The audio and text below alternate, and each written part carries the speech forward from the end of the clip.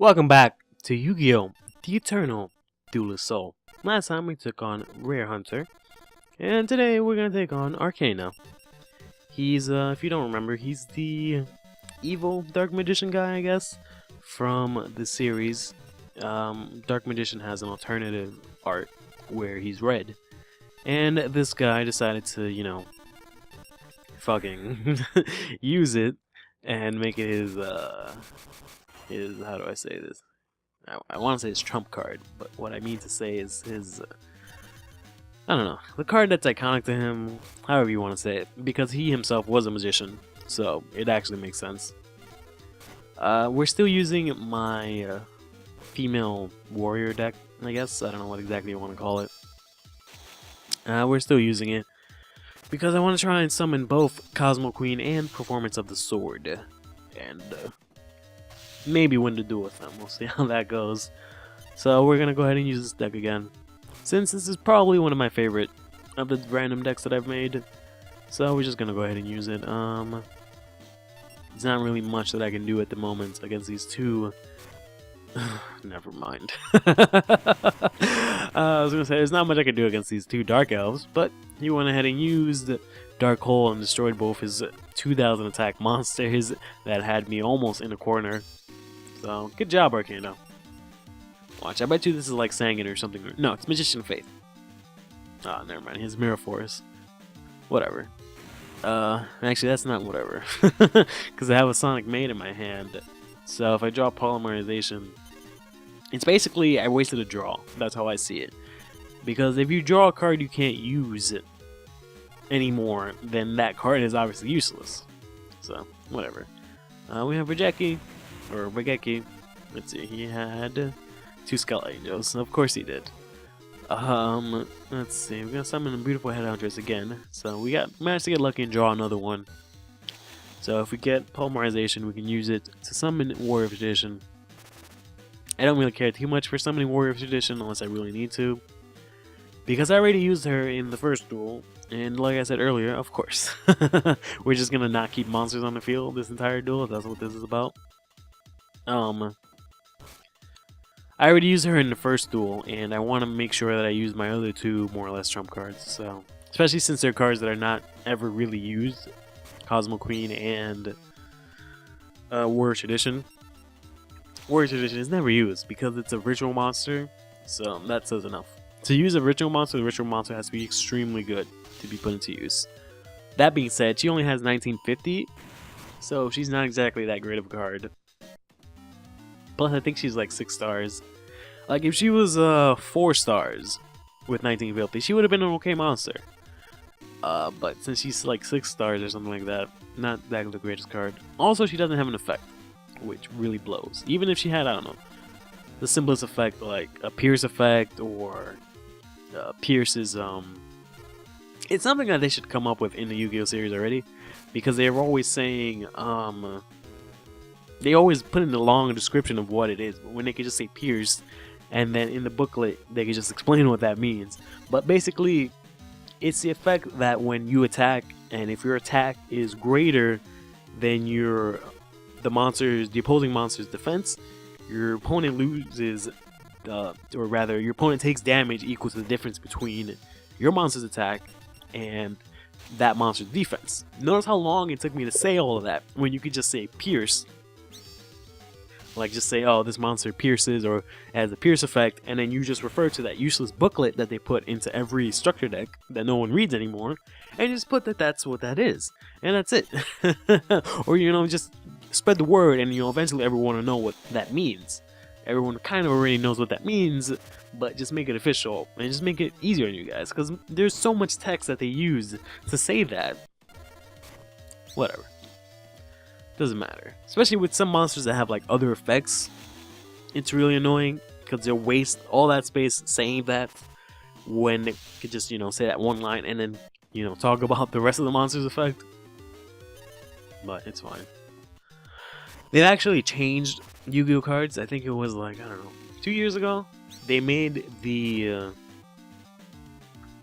box for the bottom where the card is. It's a really minimalistic change, but they just made the box where the card text go. They made it bigger, and I think it made like the card. I forgot how it is. They just changed how it looks a little bit, but it's nothing really dramatical.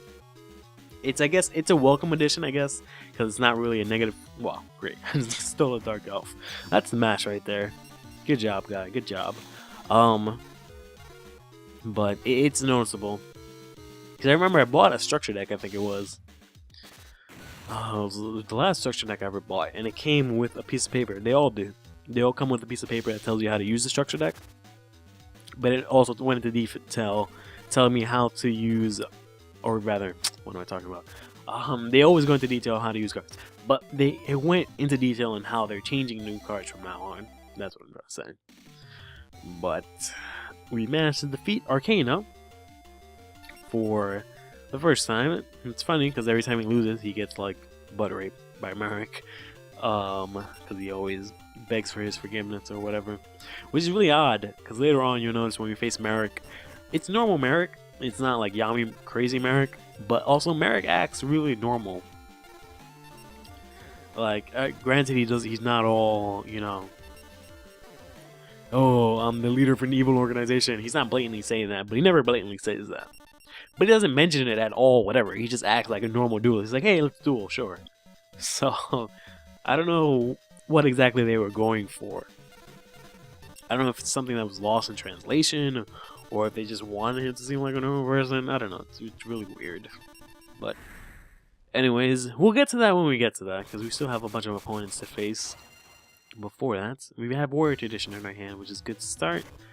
As we're starting our second match against Arkana, he summons Cannon Soldier. We do not have the ritual spell card that we need to summon Performance of the Sword.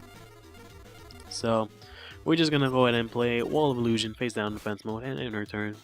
Going to try and, if I really have to, drag this duel out as long as possible, because I know this guy's really not that big of a threat. So I'm gonna go ahead and see if I can summon this card quickly. Ugh, this is a tough one because I have Polymerization and I also have the two monsters, but I also need to discard a bunch of cards. Shit. Yeah, I'll just give it a Dark Elf, and I'll just use Polymerization because they have more or less the same attack. Dark Elf obviously has more attack, but only by 100, and I have to pay 1,000 life points, so it's not really worth having. Gonna go ahead and flip our Wall of Illusion, and I'm gonna assume that his face down monster is really not that big of a deal. It's probably another Skeleton Angel, knowing this guy. No, it's a Penguin Soldier. Fucking hell. Oh my god, that's so lame. You know what's extra lame about it? I think I've went over it already, but this game is glitched, so they never activate Penguin Soldier's effect twice, nor do they use it intelligently. So had I attacked with Warrior Tradition first, he would have returned Wall of Illusion to my hand and not Warrior Tradition, which is obviously the better target because it's a fusion monster, so it goes into my fusion deck and I'll never see it again. So naturally it's a good play to get rid of Warrior Tradition. But had I attacked with Wall of Illusion first, he wouldn't have done that. So that's what pisses me off even more. Just because I wanted to, you know, attack him directly with my stronger monster, I ended up fucking myself over instead. But whatever. I'm pretty sure I've said this before, but if you ever, I don't know, if you decide to play this game for whatever reason, bear in mind that every opponent in this tier and every opponent in the next two tiers will always have Penguin Soldier, no matter what. 100%. If you think they might have it, they will have Penguin Soldier. They always have Penguin Soldier. And Man-Eater Bug. Always. They will always have those cards face down. The only difference is that in Tier 3, the Merrick's bitches, they also have Wall of Illusion to add to the repertoire of annoying fucking cards. You know, it's okay when I use it, because I kind of need them. But it's obnoxious when they do it, because they kind of spam the shit out of it. Like, they'll have, I swear, 3 Wall of Illusions. It's funny how that used to be the meta back in the day. Bunch of Wall of Illusions, Man-Eater Bug, Mission of Faith. Oh, man. I know I'm always reminiscing and sounding all old, but it's just Yu-Gi-Oh is so entirely different now than what it used to be. Like ever since, I don't know. Like it changed a lot, but it was a dramatic change after 5Ds came out, because then Synchros came out, and then the game changed drastically. But the game was already different before that, when GX came out, because we had a lot faster and stronger cards, but nothing too crazy. Like tribute summons still happened. Now that doesn't really happen. You don't really bother tribute summoning. You always use special summons from your extra deck, basically, or special summons from your hand in some sort of obscure way. You don't get 2 monsters in tribute summon. That doesn't happen anymore. But in the GX era, that kind of happened, sort of, just because the only real alternative was fusions and a couple of new rituals that came out, which some people used, but they weren't entirely plausible until the end of GX, really. Until we got like Miracle Fusion and more fusions, basically more viable fusions, stuff like that. But before all of that, oh man, it was such a different game.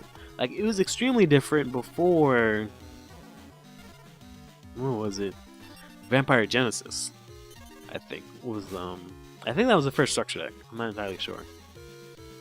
If not, it was definitely one of the first. But that was the pinnacle of Yu-Gi-Oh, because that's when they started introducing archetypes. And if you don't know what an archetype is, it's a non-official type, I guess.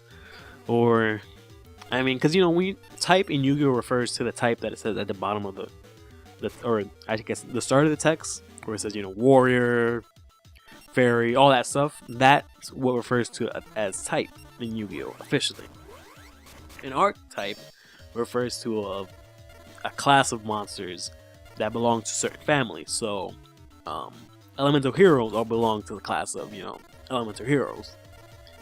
Usually, they all have the same thing in their name. So they all have elemental hero, or they'll have, even if it's just a little bit. Like for example, another archetype is Tech Genius, but it only has like TG. TG in itself is an archetype, so stuff like that is an archetype. You could say just a name. It's a little bit more than that, a little bit less than that, but basically stuff that has the same name, I guess, if you want to be blunt about it. We managed to summon both Cosmo Queen and Performance of the Sword while I was ranting. I guess since we've had Performance of the Sword for like 50 turns, we'll go ahead and finish him off with Performance of the Sword instead of Cosmo Queen. Sorry, bae. And fuckta. Finally. Could have had that duel won ages ago, but decided to stall it out just so I can summon my 2 trump cards. Next time I'm going to have a new deck, so look forward to that. As much as I really like this female warrior deck, we're going to go ahead and move on to something new. I just wanted to show off those 2 cards just because they don't really see a lot of light. And that's going to do it for this episode. See you soon.